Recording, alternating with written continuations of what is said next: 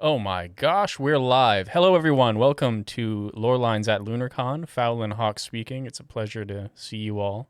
We had something like 60 viewers already. We got a slideshow here for you today. I'm here with Arden Talavir and Sarah Corehealer, my accomplices. 3 of 7 here today. Partners And in crime. yes, we do lots of lore crimes. Anyway, yeah, we're back. We were here last year. I believe who hosted our team last year? Was it Ayumi? I want to say it was Ayumi. Yes, Yeah? it was Ayumi. Who else was there with us? Ayumi, Cobron, and Meow. Mila. Was it Neela? Yeah. Mm-hmm. That sounds like a fun time. Well, I won't stall too much. Today we are talking about, as you see on the screen, the art of constructive retcon. Lore, world building, and fan fiction in Final Fantasy XIV. So I hope you enjoy, and we will proceed.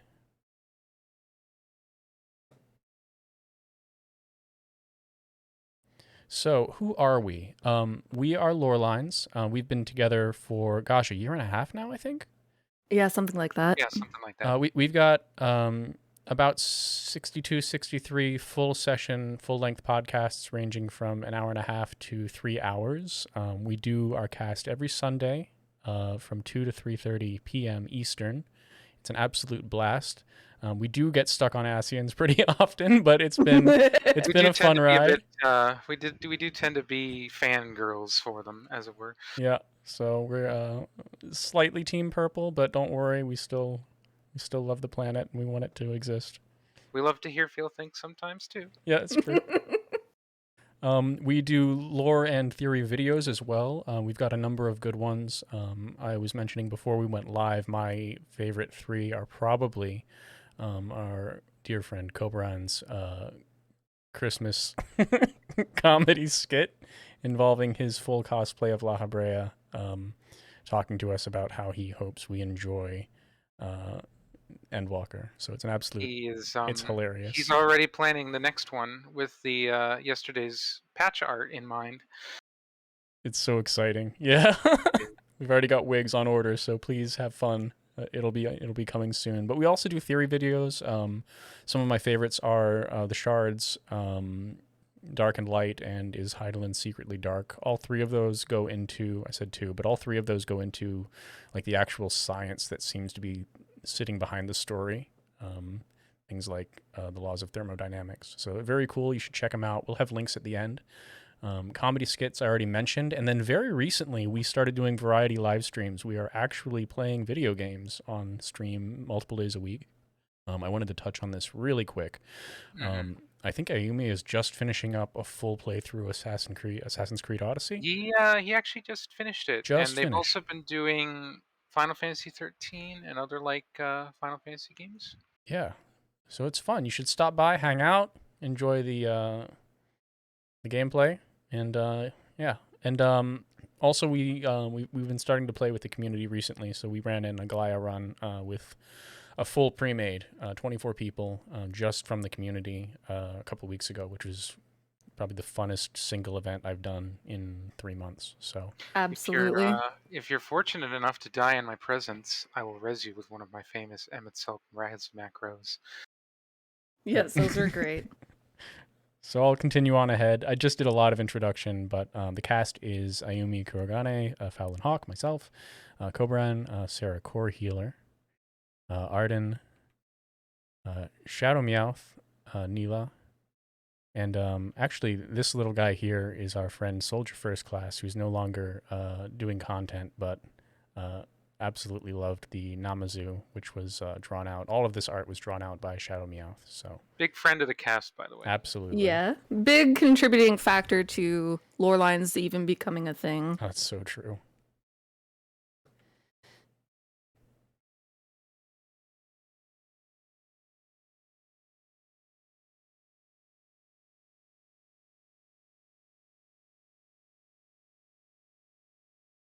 But anyway, we just want to go ahead and thank Lunarcon for allowing us to have a spot. We know we are not the biggest content creator, but it's very exciting to be here, and we love going to these events. So hopefully we will be here as well next year. But in the meantime, thank you so much, Lunarcon, for the spot, and we'll go ahead with the presentation. So today we're going to be talking about two different subjects, basically. We're going to talk about retcons in the game, but also how we can use lore and world building when we do things like fan fiction. So, the first step is, what is retroactive continuity, positive retconning, and why does it matter? How have the writers of XIV used it? And how can we as fans also use the techniques we see them use? But first, the key recommendation for people wanting to write their own stories in universe: learn as much as possible about the existing canon. There is so much lore content in this game. Not all of it is written out in dialogue. Some of it you just see adventuring around the world, and I'll let Sarah speak on that a little bit later, but it is incredibly rich, surprisingly so when you look around. I mean, it's a 10-year-old game, so it's not really that surprising. That's true. Once you really get into the granularness of it, it can tend to be surprising, even to someone who's been playing the game as long as I have, for about 8 years. Like, I'm always learning new stuff. I always liked everything from, like, Buscaron's Druthers, the pub in the South Shroud. I just love that environment. And, but when we got to the Heavensward era, just noticing that there were Allegan rings inside the Dragon Mountains was incredible. And you just miss it. You blitz by it, pulling a pack of mobs, and it's sitting right there. Look up. Yep. But now that we have flying, you tend to look up more. Yep.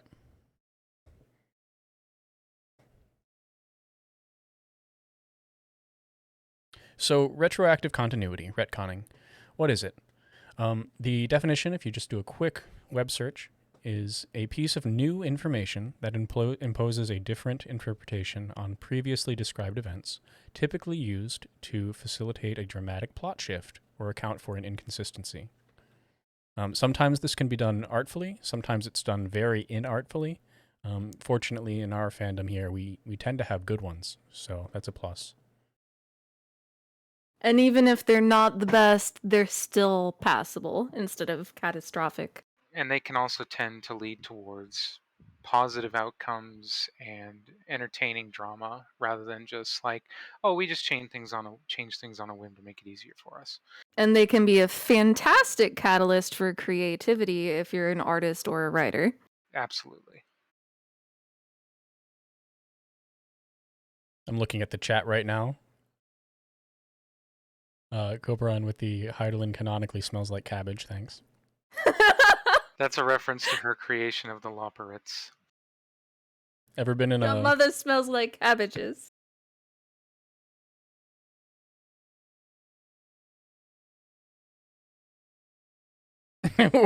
What? Mouth? Oh boy, we're gonna get off the rails. Moving on.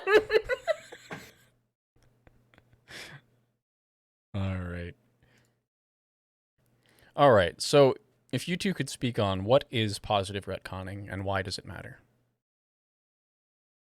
Did you wish to go first? Sure. So, positive retconning, in my opinion, it often comes about when there's an inconsistency in the plot or something that the player character hasn't otherwise discovered. Which, in content like an MMO, that can be a little tricky because we often are shown things that the player character itself doesn't know, but we as players know. Which is something that I've found can be very difficult to keep track of in Final Fantasy XIV. But oftentimes when we get these retcons, we have to go back and reevaluate a lot of those scenes. And I think that's a very, what's the word I'm looking for? Brain. I lost it. See, this is why you guys shouldn't have let me drink before we started. I will just let you go, I should have Sarah. sent you more. Oh, jeez. Yeah, drinking more might have worked. Perhaps a better example would be to consider Emerald Oath as one example of like when you have to go back like really far into something that may not be totally obvious to see an example of a retcon. Whoever's done Eureka may be aware that the story of Eureka as the Isle of Vol was something that was mentioned originally in 2.1, if I remember correctly. Yeah, it was real close after the finishing of the original story. Right. And that what happened to the Baldessians and Galuf, Baldessian, and all the rest of them was that they had gotten into some relics and other things that had gotten the attention of an Ascian named Emeraloth.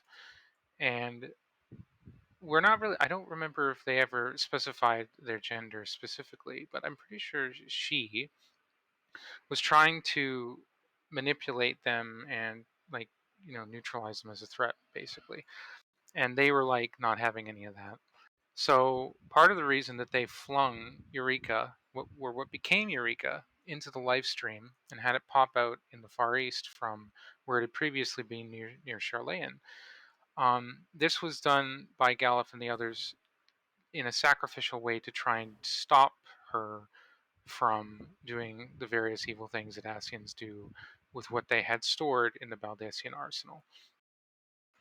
Things like the Epidemus Eureka, the primal that was able to create weapons that can do all sorts of terrible things in the wrong hands.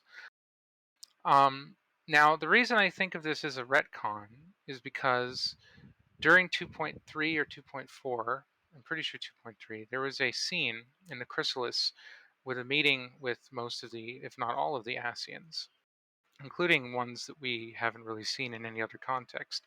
And Emeraloth was there, but given that 2.1 had already established that Eureka, or what became Eureka, with Emeraloth on it, had been already by that point just disappeared. We call it dunked. And we remember, dunked into the live stream. And, Menphilia and Urianji were reacting visibly upset in the MSQ to this knowledge because they had a lot of friends and allies in the Order. They were basically like wondering what had happened.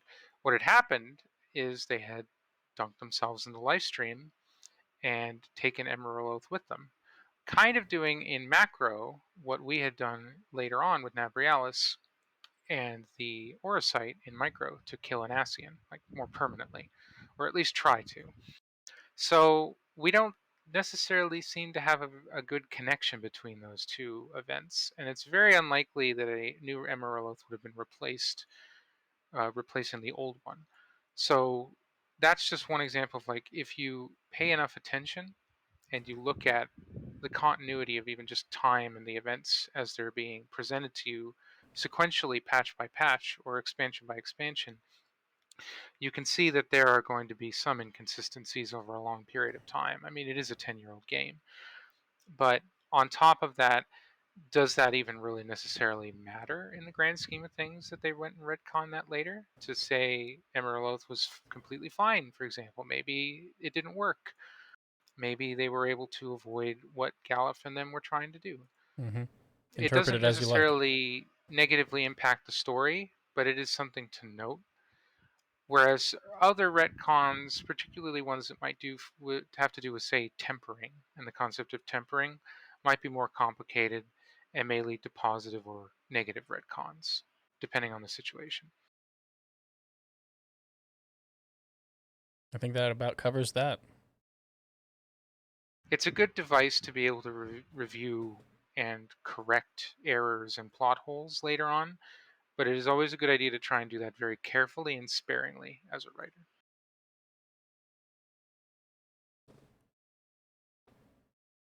So, how have the writers of 14 used it? We just discussed a few examples.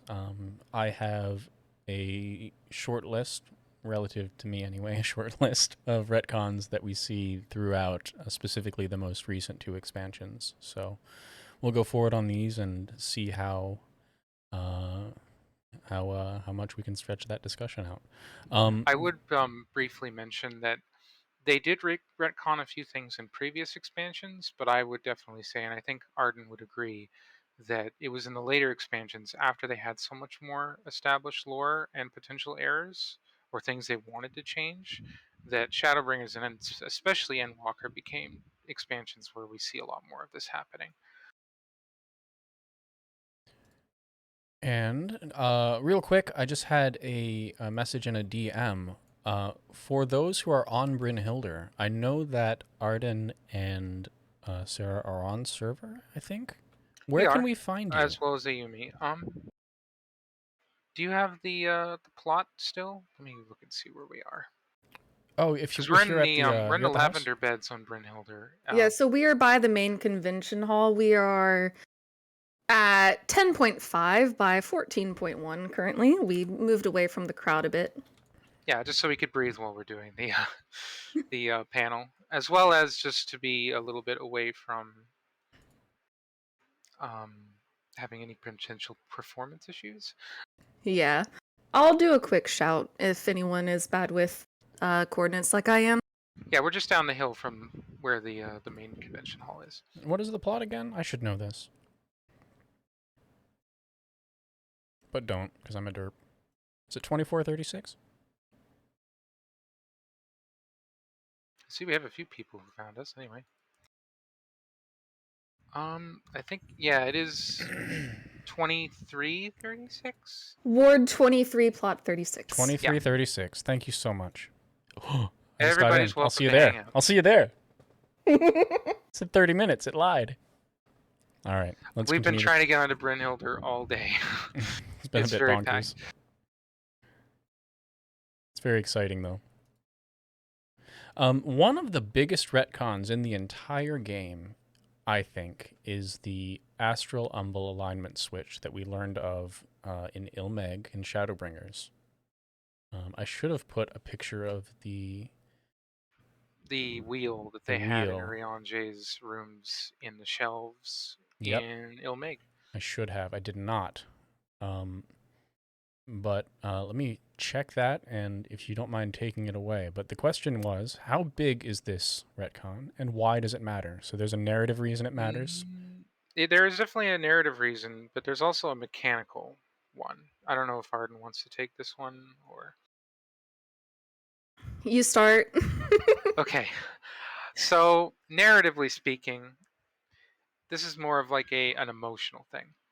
For a long time, we associated Umbral with darkness, because on the source, the Umbral eras were marked by the arrival of calamities, things that the Ascians had engineered, things that were being done to serve their deity Zodiark, and therefore his embodiment of darkness. Things that, as a result of that, tended to become associated with great evils and losses of life, destruction, calamity, essentially. Whereas astral and more active times, like astronumble meaning stasis versus dynamic action, came to be associated with the light and with good things happening, periods of growth, periods of peace, or at least relative peace, and things that were promoted under the grace of Mother Heidelin, who represented the star, the world, essentially. On the first, they don't have any of those sorts of associations. They have no history of calamities other than the flood.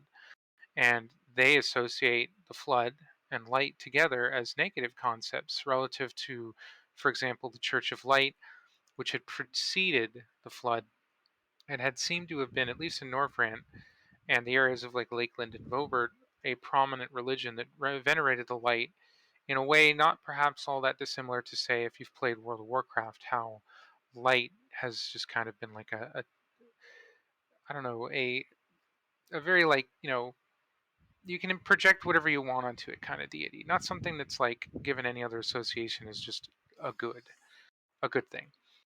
They associated the light with just a pure good, and then when it essentially ate most of their world and left them with terrible monsters that were trying to turn them into monsters and eat their faces, they decided they didn't really want any of that anymore, and the entire paradigm shifted in the direction of darkness being good, which we see most fulfilled in the religion of the Knights Blessed and their reverence for the sunless sea of the sky beyond the primordial light.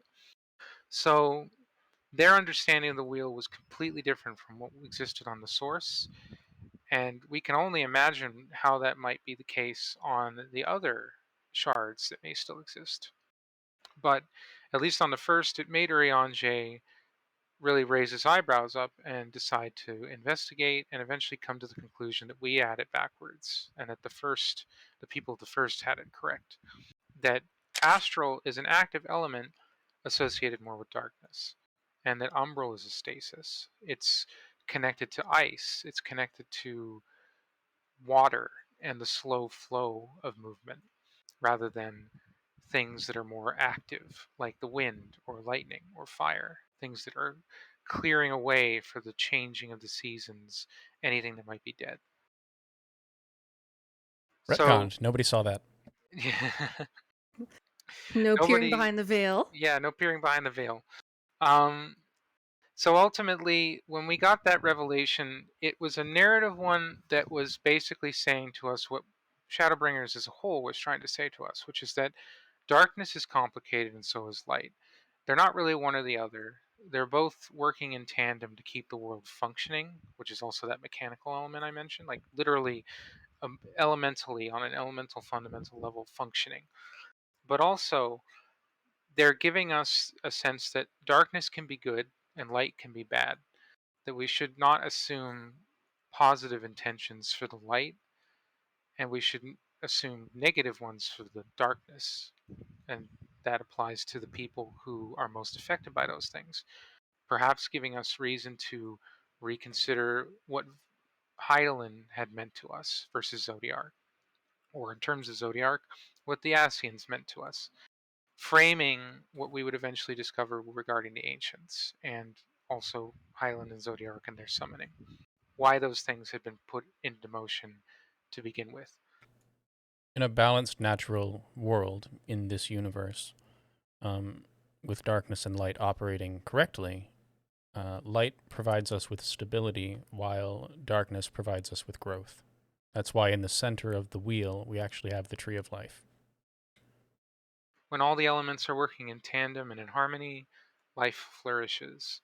When that is out of whack, that's when you see problems. And that applies just as much to people and what they do, and the war between light and darkness that came about from Hydaelyn and Zodiark, as it is anything to do with the actual function of the elements. Did you have anything to add, Arden? Let's see.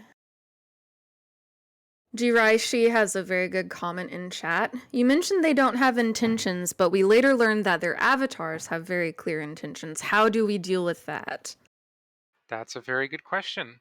And one that we'll maybe touch upon when it comes to Elidibus a bit more, in particular, when we go back to like talking about retcons a bit more, in terms of his character. But certainly we should try to like keep in mind that the elements themselves don't have intentions, but the people who summoned these primals, old and new, all of them have dreams and motivations and intentions. And so they're overlapping those things onto those elements and giving those elements a motive where otherwise they wouldn't have them. And then Yes. over a long enough period of time, they may not necessarily remember what those motivations were originally, which is most especially in the case of Elidibus, but also applies to a certain degree, the other Ascians for one reason or another, with maybe the exception of Emmett Selk. That they had a purpose in mind for Zodiark that would have perhaps evolved with time, but which was denied eventually by Hydaelyn and her purpose, and that the purposes that they were originally created for, first to stop the final days and then to stop the unremittent sacrifices of Zodiark and to sunder the world, to give everything a fresh start, and to hopefully with that affect a more permanent solution to the final days. Those things became sealed in stone to some extent. Like as long as those primals existed, as long as Vana and Elidibus existed and their primals, there would have still been this conflict between the two, the warriors of light and the Ascians. And that this would continue to play out on all the shards and especially on the source, irrespective of what the elements themselves really, meant in terms of like what they would be like without any interference from, mankind, so to speak, be it Yeah, because ancient one or of the best ways to look at the primals is etheric AI, because they're elemental beings that have, someone's in the mech that basically becomes the intelligence within this creature. And because creation magics are just so swayed by, even just a stray thought, it makes sense that intentions have a very heavy influence on the resulting primal. And then you come back to, for example, 5.3 and Y'shtola asking Elidibus, are you so certain that you speak with your own voice? Like asking, how much were those original intentions for salvation burned so fully into your psyche and your thought process, your decision making, that even all these millennia after Zodiark summoning, you're still playing out the same motivations for salvation without really understanding why in full anymore. Not really understanding that the world has moved on, it has changed, and that what you're doing isn't really the right thing to do. So, moving on from the ethereal wheel, we actually that covered a lot of bases. Thank you very much. Indeed. That said, I don't know if we want to actually address some of these. I could just gloss through them. We could kind of gloss through them, yeah. Well, I mean, so it is important to we have touch the on. Asians in general, right? At the very beginning of the Right. story, they're just basically chaotic evil. We don't have any reference point. We don't have any idea for motivations except for out of La Yeah. Habrea, and this like weird impish meddling going through the dungeons, and by the time most people got to the end of ARR, he was not even a mini boss, just a why is this phase exist at the end of Ultima Weapon. Thankfully, they just finished this change that changes our perspective on his relative power level. But that aside, just from the perspective of they just seem like they're evil bad guys, no real depth. That clearly changes throughout the expansions. So in general, we have character development that originally seemed rather surface level, coming into being very core to the story by the time we get to Endwalker, and even before. Honestly, in some ways, the most motivation that we got for the Asians prior to Shadowbringers was in ARR and a little bit in Heavensward, when we got from La Habrea telling us about Hydaelyn being a parasite that was, draining the world dry and all these other things, like preventing the world from returning to some prior state. And what did we learn here in Endwalker, right? At the end of the Itioscope, we learned that the crystal is a giant battery for the explicit purpose of getting to the end of the universe. Yeah. And this So whole it was kind of time, our speaking. mother Heidelin has been actually doing that. So She has been siphoning energy off for that purpose that's as part exactly of her correct. plans It's to just help nobody us knew the at the reason. appointed hour, to fulfill a promise made another time in another place, Yeah. as she says in Endwalker.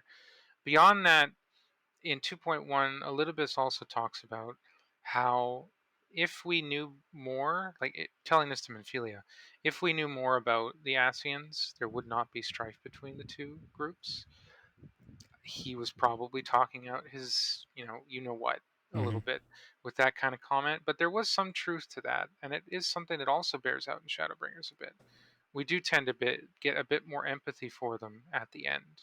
Even if we don't agree with what they were trying to do, we at least understand a bit better why they were trying to do it, which leads characters like Alize to say, had I been in their position, I may have done the same thing. Yeah. Would we have done anything different? No, certainly not. That's the entire lesson of Shadowbringers. It's like, if you're losing everything, why wouldn't you give everything to have it back? It's the things we do for those we love. And the things that you sacrifice about yourself along the way, to the point where you stop being a hero and you become the villain. Correct. This actually reminds me of, since we're discussing Shadowbringers themes here, the appeal Emet-Selch makes to us before we go to Mount Gulg, right? I dare say you would like it. He calls the people of the first half men. It's like, if we all knew truly that we were 1/14 of our proper existence and all of this was stolen from us, where would we fall in that question? And there has been a lot of, soul seeking on that question in the community, because it's a very serious, very deep question, and there's no simple answer. And simple moralities are hard to apply in this circumstance. It's nothing like real life. This is a different kind of beast. The Scions certainly seem to come to the understanding that it was worth remembering and honoring what came before and trying to find common ground where possible, but that ultimately the world needed to move on, and the people that existed now were just as valid to be able to exist as those that they were descended from. Fully And agree. so they fought to protect that and that opportunity for the life that existed now to have a chance and to be unimpeded by any further calamities. That was part of what motivated Graha to do what he did with time skipping, which is another thing retcon related that we may get into in a moment. Um, Ultimately, moral questions aren't completely applicable to a fictional universe like this because of its metaphysics and things like the soul existing as like a tangible scientific thing that can be measured in this universe, but it is still important to try and reconsider one's views on heroes and villains in the context of these sorts of things, and that's part of what makes Shadowbringers and the whole story of 14 such a resonating thing with so many. It gives people a lot of opportunity for laughter and tears and soul searching of all kinds. And it really makes you think about a lot of things. I think we can move on to the next slide. However, this is your opportunity to discuss Elidibus a little bit. I have a note here, our greatest admirer, but for entropy. And what I meant from that is basically memory loss. Right. So Elidibus, especially in some of the short stories that came out during Tales of the Shadows and Shadowbringers, was very much presented as someone who admired the ancient version of the world of the Warrior of Light's soul, Azem the Traveler, someone who worked with them on the Convocation, someone who dissented over Zodiark and probably really, really broke his heart as a friend of theirs, like as someone that they looked up to, who at the 11th hour chose to turn their back on all of their brothers and sisters on the Order, including him, especially when he was so willing to be that ultimate sacrifice and be Zodiark's heart and just walk away. And so he didn't remember that for all sorts of reasons, mainly just in terms of just becoming a primal and having that dictate his entire existence and the passage of eras. But there was something that still lingered in him that we could see, especially in 5.2 and 5.3, that when he was in our presence again, it was stirring a lot of doubts and anxieties and just this feeling that he had had the world move beyond him. He was no longer needed, but he couldn't let go of his duty. He couldn't let go of a promise that he may even have made to us originally in that past life. And so, in a lot of ways, we were trying to give him peace, to give him an opportunity to move on to by putting him to rest. I was really struck in those series of quests by the sense of if we could just speak, because the the player, I'm not saying the player character, but the player had so many secrets on hand, and Elidibus just says, essentially, there is no common ground. There's no purpose in speaking. We are just enemies. And then only after we manhandle him in Seat of Sacrifice do we finally, give him these memories back. And it's just tears. Yeah. Yeah. And then, I mean, in Endwalker, he does acknowledge us a bit more, whether or not he really remembers us fully. But he's ready for rest. But he's ready for rest. It doesn't matter what we are now or what we were. At that point, he's just tired. He wants to sleep. He wants to go. And so, while Emmett was trying to find common ground in his own way, Elidibus was more determined to follow his path. But it would have been interesting, and this is actually something fanfic related too, is as just one example of an idea of something you can do with fanfic is exploring the question of if he had remembered or if he had had more desire to do what Emmett had done and engage with the Warrior of Light on their level, try to understand why they had done what they had done, why they had succeeded so much, what made them different. maybe uncovered a little bit more of that connection between the old and the new? What may have come from that? Would conflict have still remained inevitable? It's a question you can ask about a lot of villains in this game, not just Asians. You can ask it about Yotsuyu. You can ask it about Varus or Xenos. You can ask it even about incidental villains in job quests. You can do anything on that front. It just requires examining and re examining a little bit of the element of like empathy or understanding in a given situation. So this, most of these topics could be podcasts in themselves, and actually we have had entire sessions on these. Oh, I absolutely. think Garlemald was a 3-session run just for the It MSQ. was, yeah. Yeah. And Garlemald in Endwalker is a deep and heavy subject matter, one It that's quite is. controversial in its own right. Yeah, that's one of the funny things is we covered Garlemald before Endwalker and it was 3 sessions. So if we were to Mhm. go over it again, oh Yeah. boy. Yeah, so we'll just gloss over this, but the slide I have here, obviously at the beginning of the story, we have Evil Empire takes down Alamigo, major sticking point. It's very Eorzea focused, right? So we see them just as, why are you here? In the level 46 through 50 quests, you kind of get some inkling that maybe the Black Wolf is onto something, but much like our struggle in Shadowbringers, it ultimately comes down to survival. And when it comes down to living or dying, the morality, the ethics don't really matter. It's who lives wins. That's essentially the game. So The victor writes the tale. we do some underhanded stuff to get the jump on them, then we raid the Praetorium, and that's over. But they were an expansionist empire, did a lot of bad stuff. That's the perspective. Throughout the game, a lot of that remains the same, but we start to understand that much of the structure of the empire, the major flaw of it, is that it depends on the particular ethics of the legatus in charge of a general, in charge of one of the legions. Sorry. Hmm. We have Gaius, who actually has a very good record in Alamigo as the what's the word they use? Is it Something like that it's he Star had Wars? been It's someone who he was someone who tried to run that particular province as it became yeah, a little bit more justly than say what Yotsuyu was doing in Doma, for correct. example. Which isn't to say that he was, like all sunshine and No, rainbows or anything. He no, still did he's still a conscription might mate, right? That's his and ethics at that he point. still employed people like Fordola's Crania Lupi who regularly extorted the people for everything that they had. Hmm. um, they allowed abuses to happen all the time. And that continued and perhaps intensified a lot under Xenos when he came in after Gaius. But there were things like Gaius saying, no, I'm not going to engage in chemical warfare. I'm going to fight these people on my He terms. canceled the Black Rose project. Yeah, So people still did it under correct. his sight and behind his back, and especially in the Empire. Part of the things that ended up making him further disillusioned with what he had previously fought for. But at least under him, it was not something he wanted to engage in. And also, we know that he adopted war orphans in a proper sense, treated them well. They thought of him as family. We got a couple psychopaths like is it Livia or Lucia? I keep getting them mixed up. It's Livia who was a complicated case. Absolutely. Yeah, Unlike very her sister, complicated.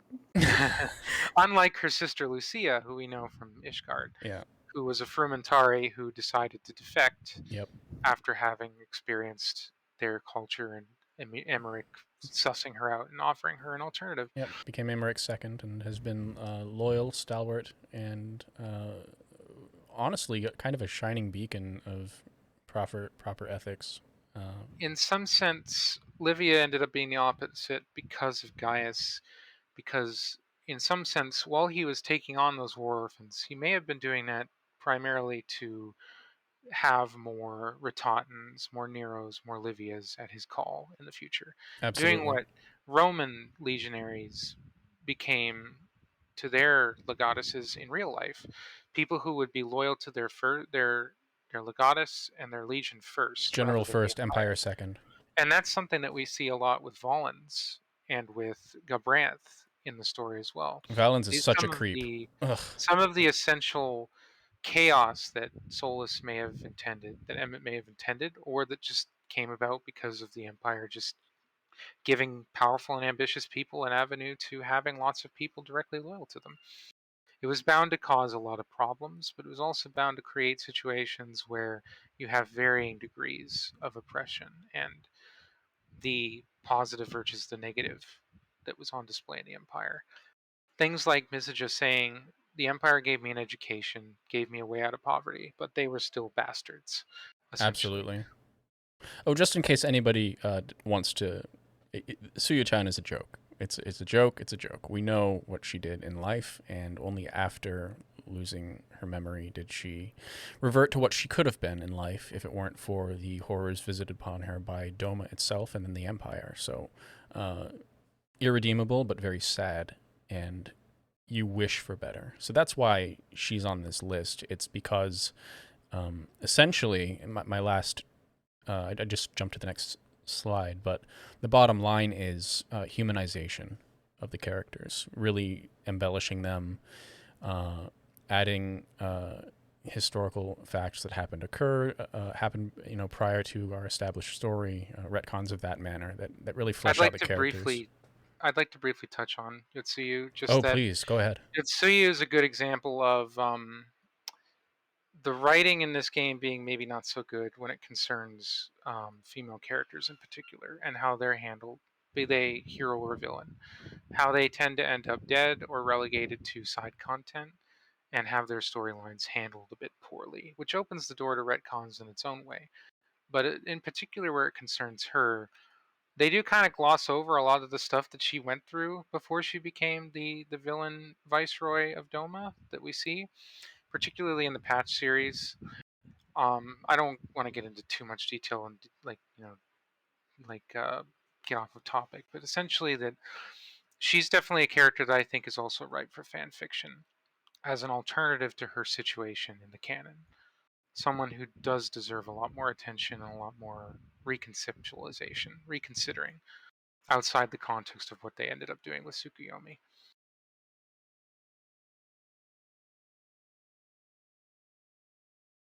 So, given that it's already 40 minutes into the cast, I'm not sure we're going to get through this. In fact, I'm fairly sure we're not. We could Did you want to probably touch skip over change a little bit. gears? I mean, this is all stuff that we're happy to rediscuss on the podcast itself. I've got Elpis Yeah, was especially with the multiple rest of our episodes.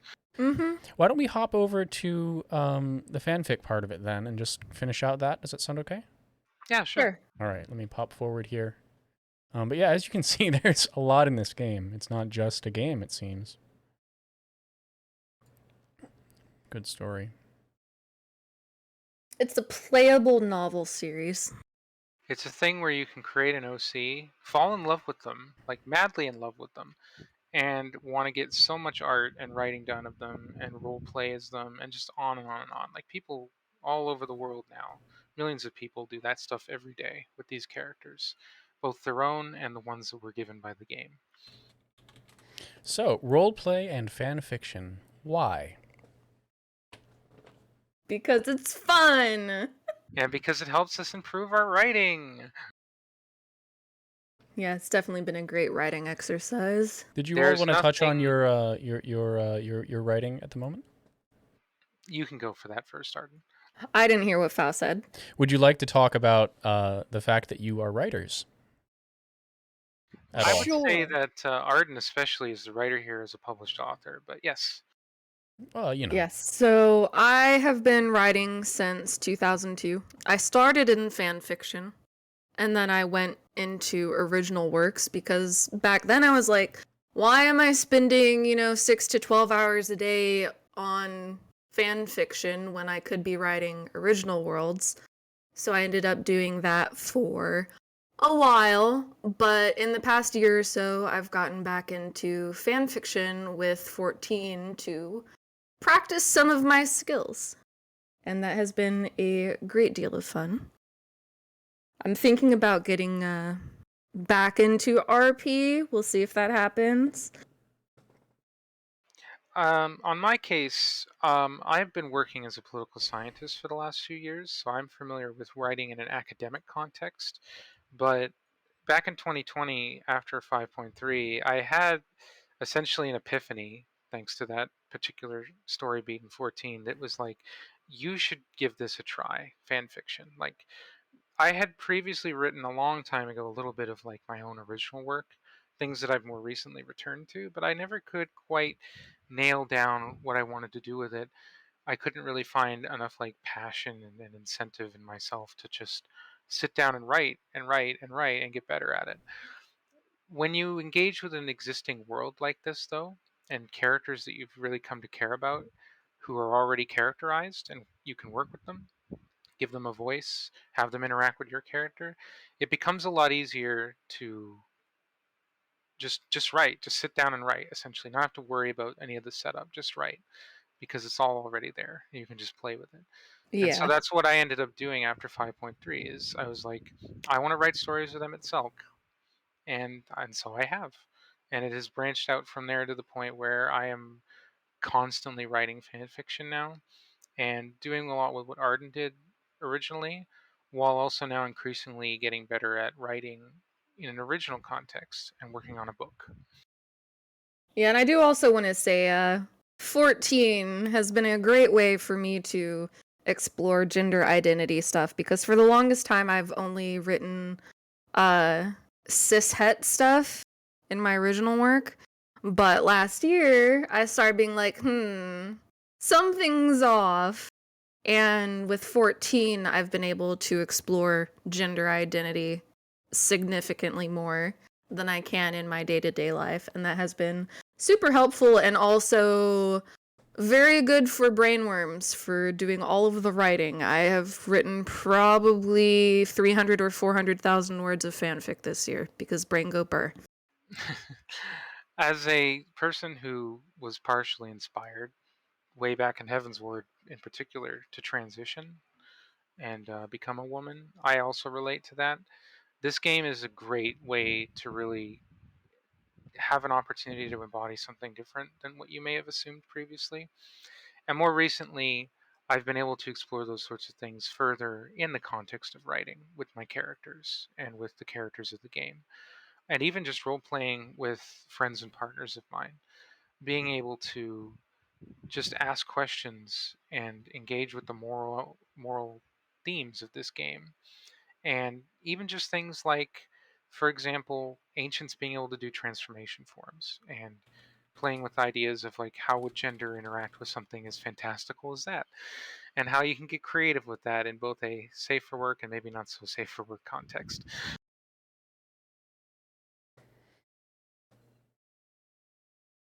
So, with that, roleplay and fan fiction. How can we develop lore and expand a world without fully retconning the existing canon? So, this is from some stuff that Sarah had written out for us. But firstly, study as much of the existing canon as possible. And secondly, find things that speak to you personally.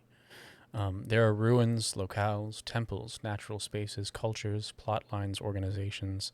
I know I just read that off the screen, but it's the truth. There is so much depth to this world that finding an aspect of it that gives you a sense of belonging or passion or just interest is really helpful in this process. Ishgard, in particular, would be, I think, one of the earliest and best examples. It is a completely fully fleshed out culture, society, religion, city, setting, like geographic, like locale, like Sea of Clouds, the Kurthus region, now shrouded in perpetual winter, the Thousand-Year War with Dragons, both before and after it ends, just on and on and on. Like, there's just so many things that you can really dig into granularly.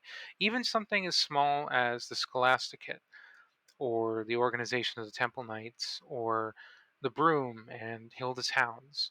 Being able to look at these characters, these organizations, and how they thread into the wider narrative and the wider society, or even just the wider element of like Eorzea as a geographical region with its own cultures. You can get really good at understanding Ishgard, and by doing that, you get a better grasp of its relationship with the wider world. And then you can gradually become better accustomed to understanding other parts of the world, like neighboring Gridania or Revenant's Toll and Mordona, how it affects their relationship with one another. the culture of the Ishgardians being at first very like frosty towards foreigners and those who don't worship Halone, but being able to go from that into writing whatever you want. Like if you write a fanfic work in Ishgard and develop it into a series over time, you may find yourself wanting to get out of Ishgard more. But you have that basis from having been in Ishgard with your characters and with the characters that are there to really be able to engage with the wider world on a much more firm footing. And then gradually come to understand by looking at those places nearby more and more of the world until eventually, given enough time, you have a much better appreciation for the game as a whole. So continuing on, ask questions about the existing lore. How do people survive in their environment? As in Ishgard, it's very cold. What's the commerce like? What's the economy like? How do they get food? How do they get clothing? How do geography and climate affect culture? So we have Favnair now, and very different from an Ishgard, right? It's not just that it's warmer. I mean, there's different flora and fauna, different trade elements. Sand everywhere. Yeah. Yes. Oh, the best Ishgard is very spearfishing in the game, much- Absolutely. Ishgard is very not trade friendly, and yet except for perhaps now. they Now that must they've get opened up, but they things. must get things somewhere. Whereas in Thavnir, they thrive on being a mercantile empire to the point where their independence from the empire and from other powers depends on their ability to keep commerce flowing, to being able to resist piracy and bad luck as much as possible. And they have to survive on trade in part also because they're on an island, whereas Ishgard is on a landmass. So when you're expanding your own fan fiction, excellent opportunities, right? There's a bajillion, right? But the list we have here, just for an example, obviously we have the ancients. We've got at least 12,000 years ago. Again. I'm cutting out again? Yep. I can take up from here. Yeah, please go. The ancients are a big one, especially now because they are the original like point from which everything else comes from. And there's a lot we don't know about them and probably never will, but one could easily take the starting points of Amaron and Elpis and just think about, say, for example, the ancient world being a world full of cities based on different human mythologies, not just the Greek ones that are referenced in Amaron and Elpis. And then considering how those cities may have interacted and how the world may have reflected the later sundered shards. Like, how would the geography back then have been like what we have now with, say, Eorzea or Northrend? Beyond that, we have the dragons, who are from outer space, which is already like an amazing idea. Just having dragons who are also aliens, who are also unsundered, they have their own language, they have a completely different way of understanding the world and communicating with each other. They reproduce asexually. Oh, I've got one more detail. Mm-hmm. Let's not forget that they evolve based on what they do. Ishgard lore from the firmament. Yes. Oh my goodness. And also the idea of like they are able to influence the aether and blood of certain individuals over generations, as Nidhogg did with his curse on Ishgard after Radatoskr's death and Hraesvelgr's eye being taken from him. Or rather, Nidhogg's eye being taken from him and Hraesvelgr giving his eye to Nidhogg. Why are you still alive? Estinian says. Oh, his nature. eye's yellow. Oh, that's a Awkward. bit awkward, huh? We have both the eyes. Why are you alive? Oh no. We thought he was our best buddy, but actually he's enabled a 1,000-year war. Another good fertile area for exploration, which is not as touched upon as much, but which still exists in the lore enough that you can really dig into it, is previous civilizations that came after the Sundering, but before the current era. And not just Alag, which is a big one, but like even things like Scala, which is underneath Alamigo, Silda, which is a ruin not that far away from Ul'dah, Nim, which is the ruins in Lanasia, Mach, which is in the Weeping City of Mach, also known as the Wiping City of Mach, where our friend Ozma is. and Amdapur, which is in the Shroud and has 2 dungeons dedicated to it. These ruins are all over the place, and especially in those last 2 examples, or last 3 examples, they dictated a lot of the lore and understanding behind what would eventually become the city-states we know, and the forbidden magics of white magic, black magic, red magic, even to an extent, and the scholarly and summoning arts. There's a lot there, and on Mach in particular, the region which we never go to outside of the raid is called the Yafaimi Saltmoor. And if you look on the map of Eorzea, you can read it. It's there in Eorzean script, but you can see the Saltmoor. It's a pretty big area, actually. It's probably comparable to one of the Dravanian Forelands or the. It's big. It's bigger than you'd expect, and it's just a raid, but it's out there. You can also look at Ronka, the Lakeland Elves, and Vobert on the first if you wanted to be a more first-centric. Consider what life was like before the flood, after the flood, what really happened when Graha as Exarch arrived and offered these people, these refugees, an opportunity to rebuild their lives from the shadow of those failed civilizations, old and new. Finally, there are ruins everywhere. Take advantage of them in your storytelling. Thanks in advance, Sarah and Arden, and my apologies for not spending as much time on this section as we intended, but thank you for letting us blitz through it, because I think we actually covered everything.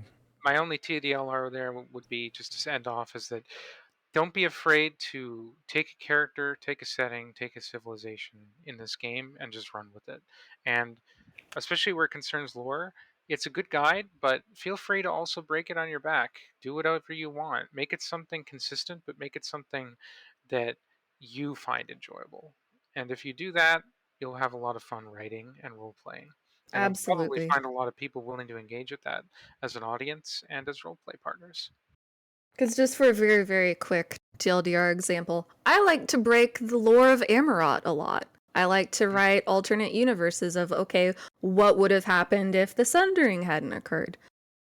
And it's a great way to exercise your brain noodle. I do the same thing, absolutely. Or considering one of my favorite topics, what would have happened if the Warrior of Light had accepted instead of rejected, or even not had an option to become an Ascian, if they had gone with Emmett Selk rather than becoming a Light Warden? Or if they had gone to Amarot alone rather than with the Scions? All sorts of potential situations and AUs that can come from that. So our time slot is over in approximately 2 minutes, so I will thank our viewers for attending. Don't leave yet, though, because we have a few things, self-plugs here. So obviously we have a podcast. Our one of our hosts and our artist, Meowth, is looking for commissions actively all the time. She is a Spanish cat from Valencia and likes to do art. So if you like any of the drawn line art that you see in this presentation, it's all done by her, and she would like to buy bread tomorrow. So without saying too much more, please feel free. Speaking of bread. I was thinking that. Bread for bread. Also, we have some links to Kobran and Kapalaka's shop. Kapalaka is Kobran's wife. You'll see in slides going, just coming up here, the kind of stuff that's available. So without further dilly-dallying, we've got a Twitter link. All of our handles are the same, lorelinesxiv. We're on Twitter, we're on Twitch, we're on YouTube. We do restream. We're everywhere. We're on Discord. If you do anything today, we would love for you to join our Discord. And thank you for being part of our lore chattering community. We discuss stuff all the time. All topics are welcome, and the only caveat is bring mutual respect. So, these are examples of artworks that Shadow Meowth has done for us. She has a Ko-Fi account, coffee account. ArtStation, DeviantArt. You can review the replay of this video to just get the the links if you missed them here. This is Kobran. one of our hosts does incredible cosplay, was actually recognized at a con, I believe, for the Estinian cosplay, but La Habrea might actually be his favorite and most often used. Kapalaka does art like this. We have a 3D render of Heidelin. We've got the mask that you see everywhere. She actually did the 3D render and sells the file. So those are her links, Isomo Art. And then lastly, I think we've got Arden's V-card. So feel free to check this or screenshot it. And Neela's archive of your own fanfic account. So I guess with that, we will close and say thank you very much for watching our presentation. And my apologies for going 1 minute over to Lunarcon. But thank you so much for the slot. And I think we did a pretty good job. I would love to see you guys on the Discord and talk to you soon. Come be fashionably late with us. Yes. I'll skip the outro because we're out of time. But once again, thank you, everybody. And I had a blast. So we'll talk to you. Take care, everyone. Goodbye.